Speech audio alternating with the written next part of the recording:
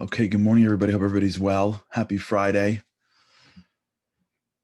So great to be with you again. It's nice when I say happy Friday, no? Happy Friday. Beautiful day here in the neighborhood. It's like 50 degrees by us. I want to dedicate this to Zecher Nishmas, to remember the soul of Dr. Irving Butterman, a distinguished, long-standing OBGYN at Lenox Hill Hospital in Manhattan, who died in March from COVID. His name was Yisrael Zev Ben Brindle. Thank you for the sponsor of this. And may the soul of this incredible man be elevated in everything that he did, and what we're doing today. You know, we've been getting a ton of great questions here about this idea of honor. And I want to address them. God's help. Hopefully God will put the right words in. And they're so good, honestly, that I think they're worth just even delving into, just doing 77 degrees, just doing them like rapid fire doesn't really work. So we're going to try to hit them as we go on, because each of these questions that I got, one from Richard, one from Terry, from others, really just are, they're doorways to the application of honor in our lives. But there was one message that I got that really knocked me over. I got a message from a wonderful woman, and I'm going to paraphrase, but it threw me. And she told me a story of just growing up in a home in which her siblings, in particular her sister, was always sort of front and center. And she never could possibly catch up in the eyes of her father. And she was constantly doing incredible things, but it was never enough. And it reached an apex where she got involved in a certain activity. I'm trying to hide a little bit, and I don't want anyone, and not that anyone would ever know what this is, but I want to try to hide the details just to get to the point. So as a young girl, she got involved with a certain activity that she felt would really bring the honor, if you will, that she was so deserved, would get people to pay attention to her, to appreciate her, to see her for her greatness. And it didn't, from her father's perspective. And as she was working on this production, one of her teachers made a comment to her. I want to just read this just to you, because I want you to see this. This is so powerful.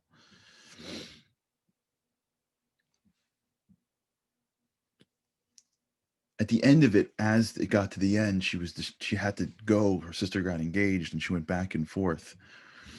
And as I guess she was going back and forth, maybe she was setting up the stage and doing what she was doing. And on the day before the production, one of the teachers who worked alongside us, her father, I guess, was a wealthy man, asked about the status of the stage. And then she said, listen to this. We chose you because of your father, so he can help. Listen to what she says to me last night. Listen to these words. Can you imagine telling a kid that way? I didn't choose you because of you. I chose you because I wanted to get to your dad. Can you imagine? Can you imagine? I have chills as I'm reading this. This is what she writes to me. I single-handedly produced half the production that moment she took the air out of my lungs.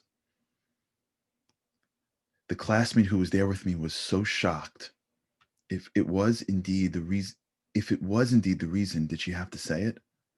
And obviously my abilities were either not unknown or unacknowledged. I'm 20 plus years out of high school. And when I remember this incident, I still cry. Imagine 20 years out of high school. We're speaking about the power of honor to unlock someone's soul. Guess what?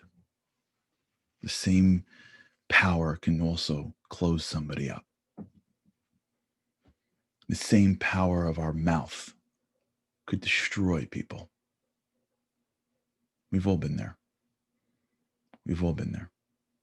We all know there are people out there, whether that comes our way or to the person next to us, whether it comes when we're young or we're older. We all know that with a couple of words, you can destroy somebody. You can take somebody who's got big eyes, that hopes for the future, and dim them. How many times do young, not necessarily young in age, young in heart people come to other people for advice, only to have it thrown in their face because the person that they're speaking to either gave up on life, but she hit too many failures, or doesn't have the time to actually pause and see the person within. Richard asked a great question about what do you do with consequences? And I want to unpack Richard's question throughout the week. It was great because sometimes you're in a position of discipline. Sometimes you're at the front of a classroom and you've got kids screaming and doing what they're doing. Sometimes you have to discipline a child. Sometimes you're super busy yourself and it's hard to maintain and manage the needs of your own family. Sometimes you've got people that work for you that aren't performing. Sometimes you're in a situation where you don't need the people in front of you, so you're not as careful. Sometimes you're just worried about yourself and you're overwhelmed and there's stuff going on and you're exhausted and you don't got to always think about somebody else. And in those moments, people say things that they don't appreciate can really hurt somebody. Can really hurt somebody. That's awesome. For those of you who are live on Zoom, Rob just posted, if she can overcome that, she can overcome anything. That is what we're doing this. I just want to explain to you why that meant so much to me. We're her family. Rob's sitting in Florida. He can't even handle the fact that she's in pain. So he posts that to give her encouragement. That's right. That's what we do for each other. We encourage each other. You unlock someone's soul or you can close someone's soul with your words. When I mean that your eyes and your mouth are the most powerful instruments, I mean that. But I don't mean them only for the good. They're also very powerful for the not good. They also can hurt people, really hurt people. She's not the only one that's holding something for 20 years. She's not the only one out there who have parents that are very busy and seem to incline towards one kid over another.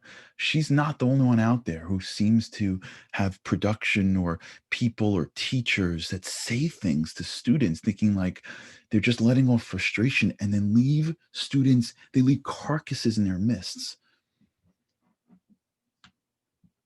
We have to appreciate this. God infused us with incredible power that we're going to use for the good, or we can, God forbid, use for the not good. And we can say things to people that may not be a big deal to us, but may be a big deal to other people. Recently, I was somewhere, I was in one of the companies that I'm involved in, and somebody got up and made a presentation to a group. And in the conference room that I was sitting in, there was a senior member of the executive team. And he had some choice words for the person. Now, I'm not saying that we have to walk on pins and needles, and I'm a big fan of a little bit of honesty and authenticity. But the guy went a little far. He destroyed the kid. He destroyed the kid. And part of it was true. And part of it, I think, was just a lack of appreciation as to who you are.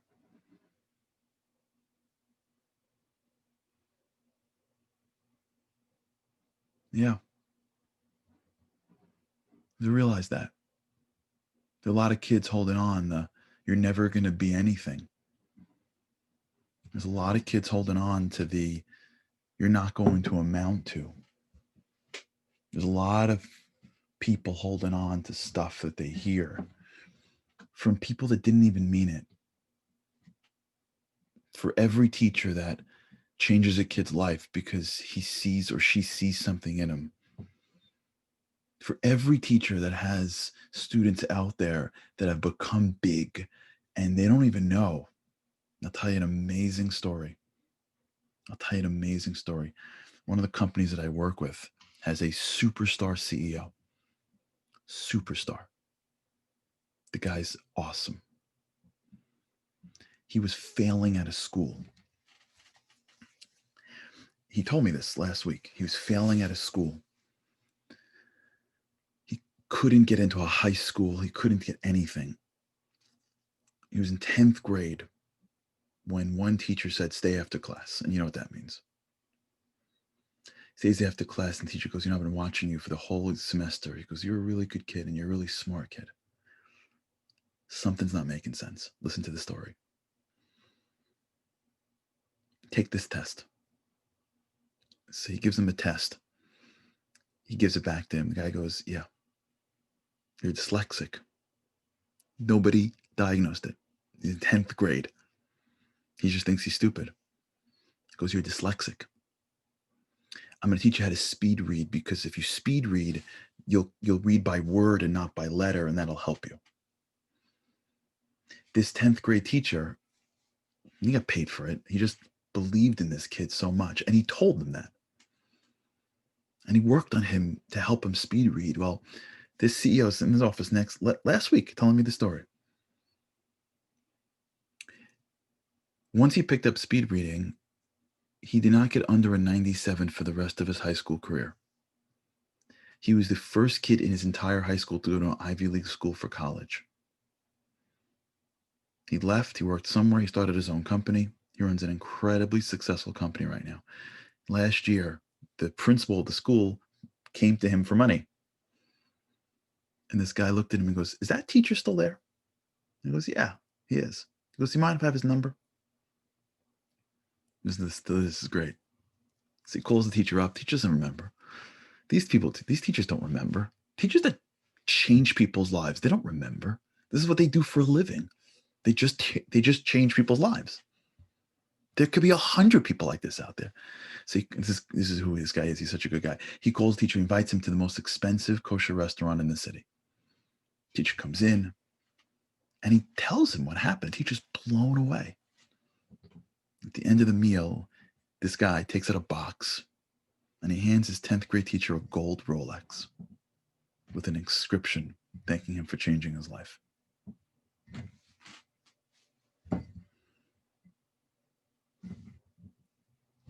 For every teacher like this, there's a teacher out there that destroyed somebody. There's a teacher out there that destroyed somebody. A couple of words that were inappropriate, a couple of frustrations. And that person who heard those words never forgot it. You're a nobody. You're a nothing. You think you're going to amount? Now, the key is that we can overcome this. It's parents, friends. Now, the key is you can overcome this. And the way you overcome this is by recognizing that nobody knows who you are. Yes, people unlock pieces of who you are and your virtues.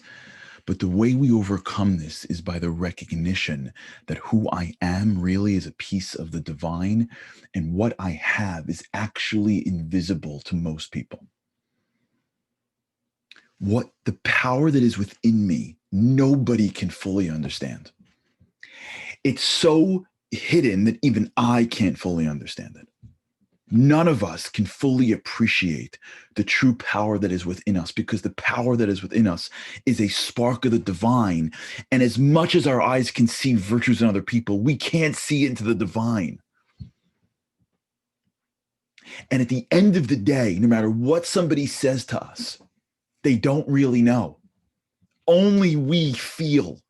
And the only way we can fully appreciate who we are is by giving ourselves the ability to fight challenge and to trust that what I have inside me is undiscoverable until I push myself beyond the things that even I thought were unimaginable.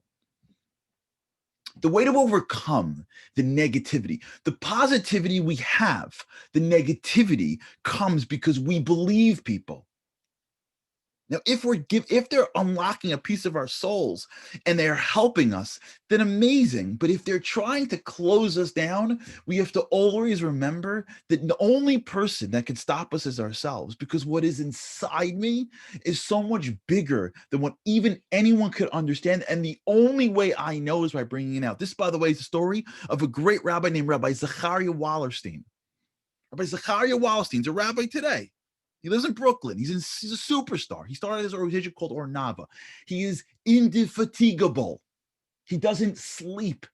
Him, his incredible wife, his incredible brother-in-law and sister-in-law, they have built an organization with all these wonderful, amazing people around them to help people. They have a girls' school. They have girls' programming. If you live in Brooklyn, you heard of him. If you lived anywhere, you heard of Rabbi Wallerstein. He speaks. He's on Torah anytime. He's and I know him personally. I'm blessed to know him personally. He's a force to be reckoned with. When he was younger, he was a troublemaker, like a lot of forces to be reckoned with. They were troublemakers when they were younger. There's a ton of forces to be reckoned with for the good that when they were little, their parents were going out of their minds. He skipped school. His teacher caught him. I won't tell you what the teacher did to him. He brought him to every single grade and embarrassed him in front of the class. Every grade. He brought him classroom to classroom and embarrassed him. And then it was done. He turned to him and said, you see those, looked out the windows, you see those rats that are coming out of the sewer? He goes, you're going to amount to less than the rats. That's what he told the kid. Can you imagine? An administrator in a school. See those rats? They pointed to a sewer. You see the rats in the sewer? He goes, you're going to be less. You're going to amount to less than the rats. This is what he tells him. Can you imagine? His father was a Marine. He knew that nobody knew him. And he just pushed and pushed and pushed and pushed and pushed. He built worlds. He speaks all over the place. He authors books. Because wherever you are in the world, I want you to know nobody knows you except for God. And nobody knows your true potential, even you, until you're willing to encounter challenge. Because only challenge brings out who you really are. Nobody knew Abraham. Even Abraham didn't know Abraham until he went through what he went through. And if you're lucky enough to have people along the way see you and you can breathe with that, then you just look up and thank God. And if you're missing it from somebody, which so many people emailed me this week saying this person never, they're missing it. It's okay. It's okay.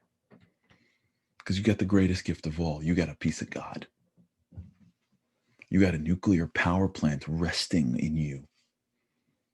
If your eyes are open because you're being powered by the divine, and the divine is unstoppable.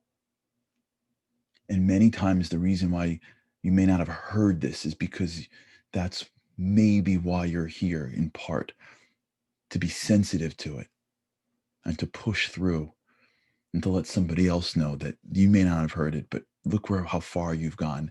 And when he gets up there, I've heard him tell that story.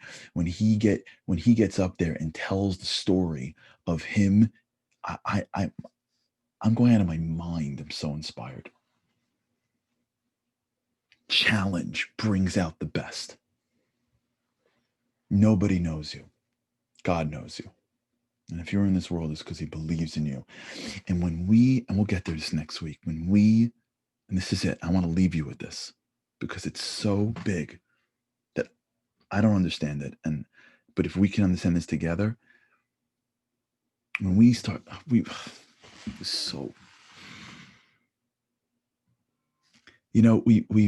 taken God and put him in the position of that teacher who doesn't believe in us. You ever have this? Anyone here grow up in that world where like God's always disappointed in you? Anyone have this growing up? God's always disappointed in you. You ever have teachers that tell you, like, if you don't, then you're going to get, and you're like, oh, shoot, here comes God. You know what that is? They've taken God and turned him into the teacher that thinks you're a nobody. It's the greatest travesty of all. When you think of God, is God the teacher that thinks you're a nobody, or is God the teacher that thinks you can do anything? Is God the parent that's disappointed, or is God the parent that is blown away proud? Once we get there, once we look up or in, to be honest, and see the real divine eyes looking at us, brimming, shining with pride. Once we get that, we will be overwhelmed with the unlocking of our soul. And that's when we go nuclear. Okay, we're going to talk about this. There's so much to talk about. Oh, so much to talk about. But until then, remember one thing. Or two things. Number one, our mouths are powerful. We may never know or meet these people, but may it be that at the end of our lives, there is a line out the door of people whose lives we have benefited just because our eyes and our mouths see them for who they are. And number two, remember that the greatest eyes in the world, kiviyachol, they say, as if the eyes of God think the world of us. And so even if we didn't get it growing up, we're getting it every single day if we can look for it. All right. Shabbat Shalom, everybody. If you want, I'm doing timeless lessons next. If you don't have it yet, Andy will post it. Shabbat Shalom. Have a great weekend. And I can't wait to continue this with you. Try today, if we can do the one compliment beforehand. And wherever you are, whatever religion or denomination you are, however you celebrate the weekend, Shabbat, use it as a time to take a deep breath. Think about the people in our lives. Think about how we want to build them up. Think about how much we want to change the world with our eyes and with our mouths. And let's just push ourselves to be bigger and better. With God's help, have a great weekend. And with God's help, I can't wait to see you again on Sunday.